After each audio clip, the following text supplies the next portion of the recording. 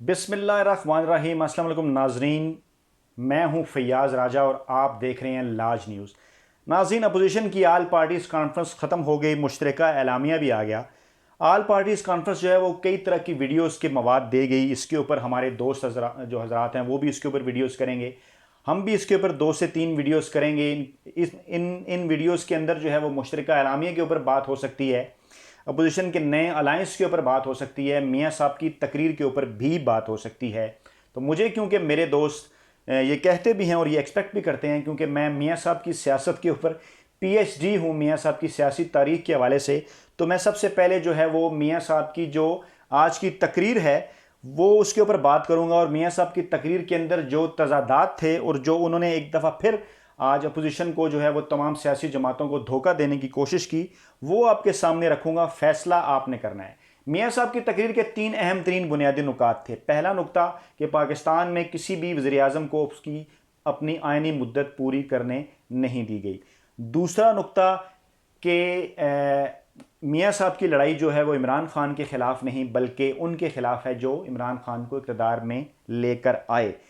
तीसरा नुकता मियाँ साहब की तकरीर के अंदर कि वो तमाम अपोजिशन जमातों के साथ हैं और मुल्क में जो है वो एक जमहूरी माहौल के क़याम के लिए जो है वो तमाम जमहूरी सियासी जमातों के साथ जो है वो अपोजिशन के साथ मिलकर काम करेंगे और अपोजिशन के साथ खड़े हुए हैं। अब ये तीनों मामलात जो हैं वो हिस्टोरिकल पर्सपेक्टिव में हम अपने नाजरीन के सामने रखते हैं। पहला मामला, मियाँ साहब ने कहा किसी वज़ीर-ए-आज़म ने अपनी मुद्दत पूरी नहीं की। तो बहुत कम लोग ये जानते हैं कि मियाँ साहब सियासत में 70 की दहाई में जब आए तो वो मुख्तलिफ औकात में तहरीक इस्तिक़लाल और पाकिस्तान मुस्लिम लीग के एक धड़े कौंसल मुस्लिम लीग का हिस्सा रहे। और पाकिस्तान के जो पहले मुंतखब वज़ीर-ए-आज़म थे जनाब जुल्फ़िकार अली भुट्टो पीपल्स पार्टी के, उनके ख़िलाफ़ जब तहरीक चली पाकिस्तान कौमी इत्तेहाद की, तो उस वक्त तहरीक इस्तिक़लाल और पाकिस्तान मुस्लिम लीग जो कौंसल मुस्लिम लीग थी, ये दोनों जो थी ये पाकिस्तान कौमी इत्तेहाद के अंदर शामिल थी। और मियाँ साहब तो इतने एक्टिव नहीं थे, लेकिन जिनके ऊपर वो जिनकी क़यादत के ऊपर एतमाद करते थे, असगर खान साहब, वो इस तहरीक को जो है वो लीड कर रहे थे। तो गोया ये कहा जा सकता है कि मियाँ साहब जो है वो बिलवास्ता तौर पर उनका जो किरदार रहा वो जुल्फ़िकार अली भुट्टो साहब जब ये हुकूमत छोड़ी तो उसमें यकीनन जो है वो मियाँ नवाज शरीफ साहब का भी सियासी किरदार किसी हद तक जो है वो शामिल था। बात करते हैं ज़िया साहब के दौर में वज़ीर-ए-आज़म बनने वाले मोहम्मद ख़ान जनोजो साहब की। जनोजो साहब के दौर में मियाँ साहब ने उनके ख़िलाफ़ मुस्लिम लीग के अंदर धड़ा बनाया।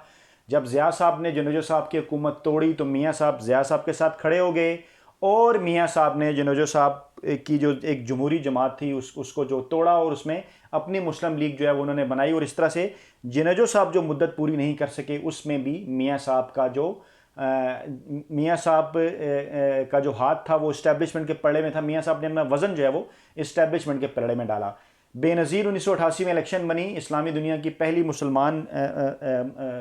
दुनिया की जो पहली खातून वज़ीर-ए-आज़म थी, उनके ख़िलाफ़ भी मियाँ साहब का रोल तारीख़ी तौर पे आप सबके सामने है। मियाँ साहब इस्टेब्लिशमेंट का हिस्सा थे, उनका रास्ता रोकने की कोशिश की और बाद में जब उनकी हुकूमत भी पूरी नहीं हुई तो उसमें भी मियाँ साहब का रोल था। 5 साल उन्हें पूरे नहीं करने दिए गए और मियाँ साहब इस्टेब्लिशमेंट के साथ खड़े रहे और बेनज़ीर भुट्टो को घर भेजा।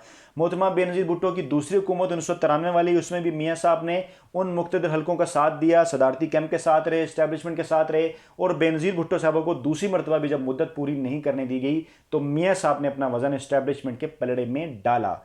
मिसाक जमहूरियत के बाद यूसुफ रज़ा गिलानी साहब पीपल्स पार्टी के वज़ीर-ए-आज़म, उनके ख़िलाफ़ जब अदलिया एक्टिव थी और अदलिया ने जब उनको नाअहल करार दिया तो उससे पहले मियाँ साहब काला कोट पहनकर अदालतों में चले गए। यूसुफ रज़ा गिलानी के ख़िलाफ़ उन्होंने अपना पूरा वज़न जो है वो मुक़्तदर हलकों और इस्टेब्लिशमेंट के पलड़े के अंदर डाला और यूसुफ रज़ा गिलानी साहब को भी मुद्दत पूरी करने नहीं दी। हम नहीं बात करते ज़फ़रुल्लाह जमाली और शौकत अज़ीज़ साहब की, क्योंकि उनका जिक्र आएगा तो फिर मुशर्रफ साहब का भी जिक्र आएगा जिससे मियाँ साहब नाराज़ होंगे। इसलिए इन वज़ीर-ए-आज़म के अलावा, यानी 2 मरतबा बेनज़ीर, एक दफ़ा जुल्फ़िकार अली भुट्टो, एक दफ़ा जनोजो साहब और एक दफ़ा यूसुफ रज़ा गिलानी, इन 5 वज़ीर-ए-आज़म के जाने में मियाँ साहब का भरपूर साथ और हाथ रहा। तो बाकी बचे मियाँ साहब के अपने 3 अदवार, यानी मियाँ साहब ने आज भी सिर्फ अपना जिक्र किया कि उन्हें मुद्दत पूरी करने नहीं दी गई। नाज़रीन, ये तो हुआ पहला पॉइंट। अब चलते हैं दूसरे पॉइंट की तरफ। जो मियाँ साहब ने ये फरमाया कि उनकी जो लड़ाई है वो इमरान खान के ख़िलाफ़ नहीं बल्कि उन क़ुव्वतों के ख़िलाफ़ है जो इमरान खान को इक़्तिदार में लेके आए। तो पाकिस्तान के अंदर जो सबसे बड़ी क़ुव्वत है जिसके ऊपर मियाँ साहब का भी ईमान है, गुज़श्ता काफ़ी अरसे से बगौल उन बकौल उनके, मतलब मैं नहीं समझता कि मियाँ साहब को उसके ऊपर ईमान है। जो ज़ाहिर वो कहते हैं वो है पाकिस्तानी अवाम, और पाकिस्तानी अवाम ने 1,75,00,000 की तादाद में इमरान खान को वोट दिया। अब उससे पहले किस किस्म के हालात थे, क्या हालात थे, वो भी आपके यकीनन सामने हैं। मियाँ साहब इसके ऊपर ज़रूर एतराज़ कर सकते हैं, लेकिन मियाँ साहब का इशारा शायद उसी तरफ था कि उससे पहले जिस किस्म के हालात थे, पनामा केस और वो जो बाकी चीज़ें सामने आई, तो वो ये कहना चाहते हैं कि मियाँ साहब को वो कुव्वतें जो है वो इक़्तिदार में लेके आई जिनको वो मुक़्तदर हल्के समझते हैं। तो सवाल ये बनता है मियाँ साहब कि आज इस तकरीर में फिर आप अपनी ही बात कर रहे हैं। आपको इस बात के ऊपर एतराज़ नहीं है कि वो जो कुव्वतें हैं वो इमरान खान के साथ आज क्यों हैं। आपको इस बात के ऊपर एतराज़ है कि वो आपके साथ क्यों नहीं है, क्योंकि तारीखी तौर पर ये कुव्वतें हमेशा क्योंकि अपोजिशन के साथ रही हैं। जब भी कोई जमहूरी हुकूमत गिरानी हो, जैसा कि मैं बता चुका हूँ कि जब नवाज शरीफ साहब की हुकूमत भी जब नवाज शरीफ साहब ने जो है जुल्फ़िकार अली भुट्टो साहब की हुकूमत भी गिराई, और जब नवाज शरीफ साहब खुद भी इस बात का इल्ज़ाम लगाते हैं कि उनकी हुकूमत भी 99 में गिराई गई इसी तरह, तो खुद उन्हीं का कहना है कि अपोजिशन की जो जमातें उनके साथ इस्टेब्लिशमेंट भी थी, और अभी रिसेंट भी वो अगर यही बात करते हैं कि अपोजिशन की जमातों के साथ इस्टेब्लिशमेंट थी, तो आज क्यों कर वो ये एक्सपेक्ट कर रहे हैं कि आज हुकूमत का साथ छोड़ के जो मुक़्तदर हल्के हैं, अदलिया और जो फौज है जिसकी तरफ वो इशारा करते हैं, वो हुकूमत का साथ छोड़ दें और इस्टेब्लिशमेंट के साथ आके खड़े हो जाएं। यानी आपकी आज भी ये ख्वाहिश है, आप आज भी इस्टेब्लिशमेंट के ज़रिए ही जो है वो इस इस्टेब्लिशमेंट को जो है वो हुकूमत के ख़िलाफ़ भड़का कर जो है वो जमहूरियत के अंदर जो है वो कोई ना कोई नकब लगाना चाहते हैं। तो आप बिल्कुल नहीं बदले। वाज़ा तौर पे वो लोग जो मियाँ साहब के चाहने वाले हैं उस बात को समझ लें और जान लें, क्योंकि दो फार्मूले या दो रूल्स तो किसी एक चीज़ के नहीं हो सकते। जब मियाँ साहब खुद ये कह रहे हैं कि माजी में इस्टेब्लिशमेंट गलती करती रही कि वो जमहूरी हुकूमतों के खिलाफ अपोजिशन के हक में खड़ी अपोजिशन के साथ मिल जाती थी, तो आज क्यों फिर इमरान खान के साथ खड़ी ना हो। अगर अदलिया और फौज ने ये सीख लिया है, अगर ये सोचा जाए समझा जाए कि ये सीख लिया है कि उन्होंने हुकूमत के साथ एक पेज पे रहना है, किसी भी ऐसी जो है वो तहरीक का हिस्सा नहीं बनना, तो मियाँ साहब उनसे क्यों ये एक्सपेक्ट कर रहे हैं। यानी ये मियाँ साहब की तकरीर के अंदर दूसरा जो है वो बड़ा तजाद था। अब मियाँ साहब की इस तकरीर के अंदर तीसरा बड़ा तजाद, तीसरा बड़ा झूठ क्या था।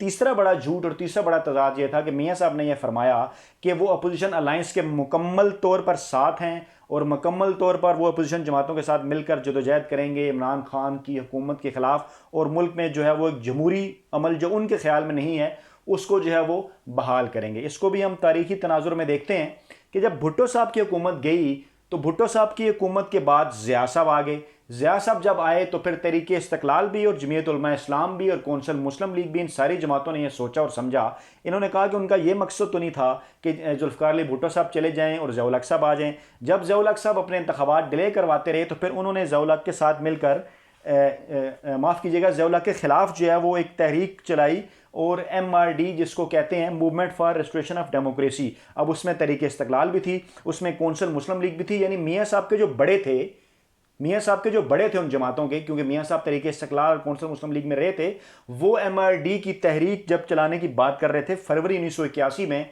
तो एक दिन अचानक ये पता चला, यकीनन असगर खान साहब भी हैरान हुए होंगे कि ये कल का बच्चा उनका सियासी कारकुन, वो खुद तो MRD की तहरीक चला रहे हैं और मियाँ साहब जो हैं वो इस सब को भूल भाल के छोड़ छाड़ के अप्रैल 1981 में सूबाई काबीना जो कि ज़िया ने के गवर्नर ने तश्कील दी पंजाब में, उसका वो हिस्सा बन गए। यानी ये मियाँ साहब का पहला बड़ा धोखा था जो उन्होंने उस वक्त की अपोजिशन की जमातों को और अपनी सियासी क़यादत को दिया। दूसरे धोखे का जिक्र करते हैं। 1999 में नवाज शरीफ के ख़िलाफ़ जब तहरीक चली और उसमें अपोजिशन सियासी जमातें शामिल थीं, और उसके बाद जो है वो फिर जब मुशर्रफ आ गए उस तहरीक के नतीजे में मार्शल लॉ मुल्क के अंदर लग गया, तो मुशर्रफ के ख़िलाफ़ भी वही दोबारा जो सियासी जमातें हैं वो फिर इकट्ठी हो गई जो पहले नवाज शरीफ के ख़िलाफ़ थी। इसके ऊपर मैं एक अलग से भी वीडियो डिटेल करूँगा, लेकिन सरेदा सब मैं मियाँ साहब की बात कर रहा हूँ। तो बताना आपको ये है कि उन सियासी जमातों के अंदर जो है वो जनाब अली पाकिस्तान पीपल्स पार्टी शामिल थी, पाकिस्तान मुस्लिम लीग नून भी थी, ANP थी, मुत्तहिदा कौमी मूवमेंट थी, और ये जो सारी जमातें थीं ये मुल्क में जो है वो मुशर्रफ के ख़िलाफ़ जो है वो तहरीक चलाने को तैयार थीं।